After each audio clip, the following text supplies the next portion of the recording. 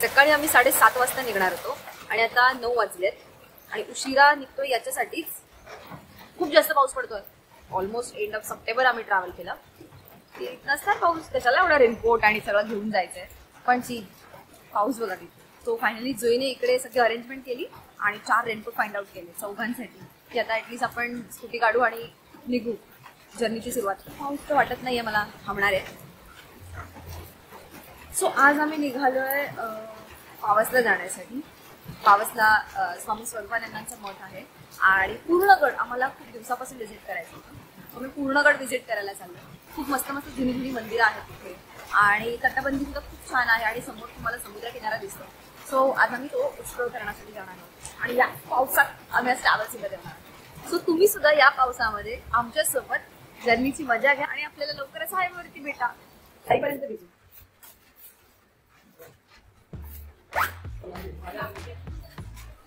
So अशा पद्धतीने पूर्णपणे सेटअप आमचा रेडी झालाय आणि आम्ही निघतोय पावसातून पूर्णगडला जाण्यासाठी. नमस्कार मंडळी, सकाळचे 11 वाजले आहेत आणि आम्ही निघालो आहोत पूर्णगड पाहण्यासाठी. मारुती मंदिरचा हा जो एरिया आहे हा लिटरली रत्नागिरीच्या चौकात आहे आणि इथेच एवढे खड्डे पडले आहेत आणि संपूर्ण रस्ता बर्बाद झालेला आहे. भयंकर अशी ट्रॅफिक होते या खड्ड्यांमुळे. खूप जोरात पाऊस पडतोय, पण खरं तर मज्जा तेव्हाच येते जेव्हा अशा अनएक्सपेक्टेड गोष्टी घडतात, जसं ही आपली पावसाळी राईड.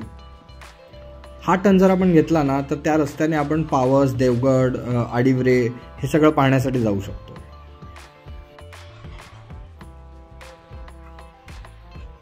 पावसाळ्यातली रत्नागिरी ही आम्ही पहिल्यांदाच अनुभवतोय. हा आहे भाटेचा समुद्र किनारा. इथे झरी विनायकाचं मंदिर सुद्धा आहे जे नव्याने आता बांधण्यात आलंय.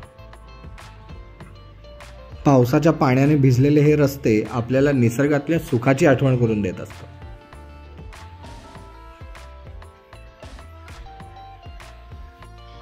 तर उद्या आम्ही परतीचा प्रवास करणार आहोत आणि परत जाताना हिरव्यागार झाडांनी सजलेल्या या वातावरणाला मनात साठवून मुंबईकडे घेऊन जाणार आहोत.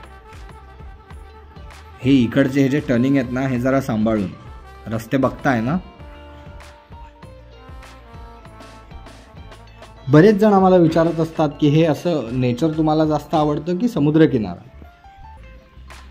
बट आय वुड से की मला दोन्ही गोष्टी आवडतात, पण अंकी सांगेल की तिला नेचर खूप जास्त आवडतं, कारण ही जी समोरची सुंदरता दिसते ना ही अनुभवण्यासाठी आपण कुठेही फिरायला जाऊ शकतो. मी तिचे थॉट्स तुमच्यासोबत शेअर करतोय. मला दोन्ही गोष्टी आवडतात. पूर्णगडाच्या आधी आपल्याला स्वामी स्वरूपानंदांचा मठ वाटेत लागतो, पण तिथे शूटिंगची परवानगीच नाही आहे. कोकणातले वाईब असे आहेत ना की तुम्ही कितीही वेळा या, तुम्ही नव्याने कोकण जगता. आणि ही आहे पावसची बाजारपेठ.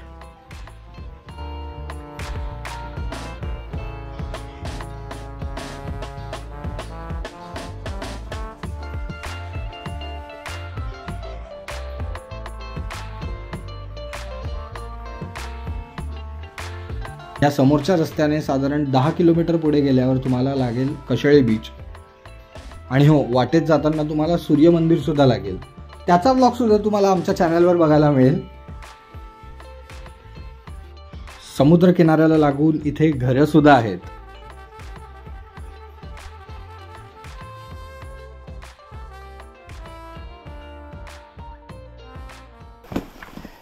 ए भाई, कळलं बाटल्या बिटल्या फुटल्या आतमध्ये पाणी. आटली बाटली फुटली. काचकण पण असते का? ठीक आहे. पण हे भारी वाटतंय ते. आणि इथे बांधलं पण आहे, हे बघ कमरेला बांधलं पण आहे. ते ओपन कर. चलो. हो हो, अंकी व CID वाली कॅप घातली अंकीने. कुछ तो गडबड आहे. हा ही वाटते ती पूर्वी तिला पूर्वी बघितले. कोण आहे पूर्वी? चालू आहे. अरे नाही मी बघते टच अरे पूर्वी दयाची गर्लफ्रेंड. दयाची जोडी होती ती. हा दयाला पण आवडायची ती. हो, आता आम्ही पहिले पूर्णगड पाहण्यासाठी जातो आणि त्याच्यानंतर आम्ही खाली येऊन मंदिराचं दर्शन घेऊ. इथून आम्ही वरती आलो आहोत आणि त्याच्यानंतर तुम्हाला इथे बोर्ड दिसेल गडाकडे. बोर्ड म्हणजे इथे बॅनरने लिहून ठेवलंय गडाकडे जाण्यासाठी रस्ता आहे आणि या रस्त्याने आपल्याला वरती जाण्यासाठी निघायचे. एलियन आला. एलियन. हो, तर अशा पद्धतीचा रस्ता आहे आणि कालपासून आपण मस्तपैकी फक्त पायऱ्या चढतोय आणि उतरतोय एवढंच चालू आहे. गडाकडे जाण्याचा हा रस्ता आहे, प्रॉपरली पायऱ्या आहेत, त्याच्यामुळे तुम्हाला रस्ता तर नक्कीच चुकायला नाही होणार आहे. या पायऱ्यांच्या मार्गाने आपण गडापर्यंत जाऊ शकतो.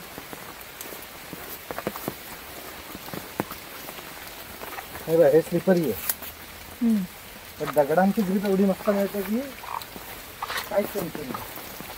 समजलं? कुठच्या कुठे जाऊन ती गवतं खाते. गुड, पण ऍटलीस्ट त्यांना फ्रेश खायला मिळतं ऍक्च्युली ना. आपल्या इथे मुंबईत बिचारा अर्ध्या जास्त गाईचं फक्त प्लास्टिकच्या पिशव्या खातात.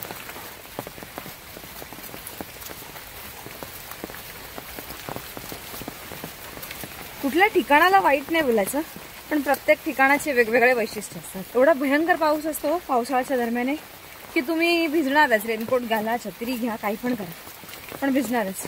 आणि तेच आम्ही जळगावला गेलेलो, नाशिकपर्यंत पाऊस होता, त्याच्यानंतर लिटरली नाशिक वगैरे क्रॉस केलं. जेवढे पण आम्ही भिजलेलो तेव्हा सुद्धा आम्ही रेनकोट काही घेऊन गेलो नव्हतो, तेव्हा सुद्धा आम्ही भिजलेलो. जळगावला पोहोचायच्या आधी आम्ही सुकलो सुद्धा आणि ते कडक सुकलो. कोण बोलणारच नाही की आम्ही भिजलेलो. या रस्त्याने आपण आलो आणि हा तुम्हाला इथे गडाचा बुरुज दिसेल कम्प्लिटली.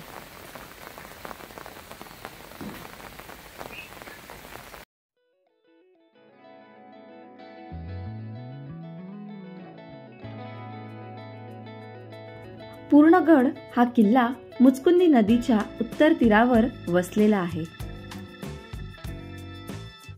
महादेवाच्या मंदिराजवळच्या पायवाटेने आपण गडावर पोहोचतो. गडावर प्रथम दर्शनीस येतं ते हनुमानाचं मंदिर. गडाच्या दारावर शिल्प कोरलेलं असून जांभा दगडात गडाचं बांधकाम केलेलं आहे. गडाच्या सभोवताली तटबंदी आहे. एका माहितीनुसार कान्होजी आंग्रे यांनी 1724 मध्ये पूर्णगड आणि जयगड हे 2 किल्ले बांधले आणि हा भक्कम असा दरवाजा समुद्राकडे जाण्यासाठी बांधलेला आहे. पूर्णगड या किल्ल्याला छुपा किल्ला असं म्हणून देखील संबोधलं जातं. हा किल्ला कोकण किनारपट्टी लगत असून गर्द झाडीत लपलेला आहे. इथल्या स्थानिकांच्या मते छत्रपती शिवाजी महाराजांनी किल्ले बांधणीचं काम इथे थांबवलं, म्हणून देखील याला पूर्णगड असं म्हटलं जातं. पूर्णगड फिरण्यासाठी किमान 20 मिनिटाचा कालावधी पुरेसा आहे.